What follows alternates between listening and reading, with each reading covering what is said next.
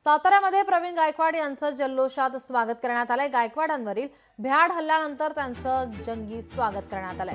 संभाजी ब्रिगेडच्या कार्यकर्त्यांनी स्वागत केलंय। आपण शाहीफेकीचा निषेध करणार नाही असं गायकवाड यांनी म्हटलं आहे। हा संघर्ष कायमस्वरूपी सुरू राहणार असल्याचं वक्तव्य गायकवाड यांनी केलं आहे।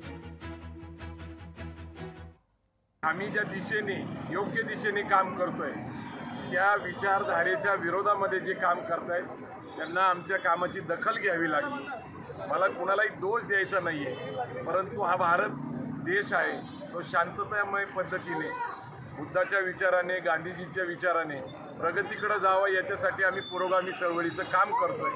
मला कुठल्याही कारणाने त्या घटनेचा निषेध करायचा नाही।